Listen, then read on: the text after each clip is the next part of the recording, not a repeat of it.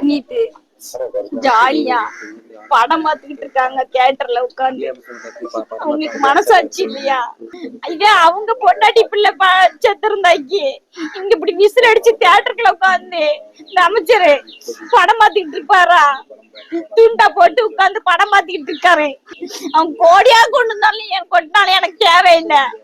இனிமேல் அவனை சஸ்பெண்ட் பண்ணுங்க, எனக்கு ஆட்சியில இருந்து விளக்குங்க. பண்ணிட்டு ஜாலியா படம் பார்த்துக்கிட்டு இருக்காங்க தியேட்டர்ல உட்கார்ந்து. அவங்களுக்கு மனசாட்சி இல்லையா?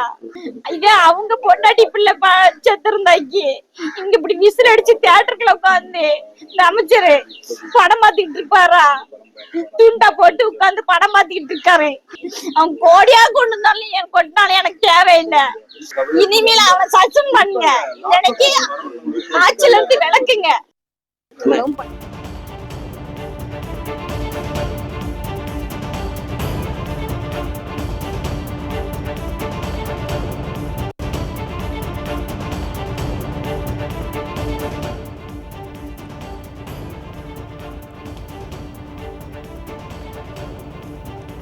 எனது மகனை அடித்து கொன்றுவிட்டு தாவைக்க அமைச்சர்கள் ஜாலியாக படம் பார்க்கின்றனர் என்று உயிரிழந்த அருணாச்சலத்தின் தாய் பரமேஸ்வரி தற்போது வேதனையுடன் பத்திரிகையாளர்களை சந்தித்து பேசியிருக்கிறார்.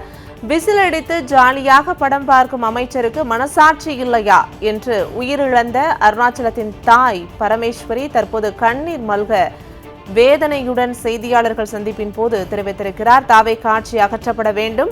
உயிரிழந்த அருணாச்சலத்தின் தாய் பரமேஸ்வரி கண்ணீர் மல்க இதனை கூறியிருக்கிறார்.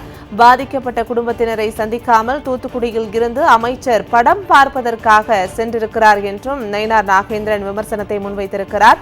அமைச்சர்கள் எம்எல்ஏக்கள் ஜனநாயகன் படம் பார்ப்பதில்தான் இருக்கிறார்கள், வாக்களித்த மக்களின் உரிமைகளை பெற்றுத்தர அக்கறை செலுத்தவில்லை என்றும் தெரிவித்திருக்கிறார்.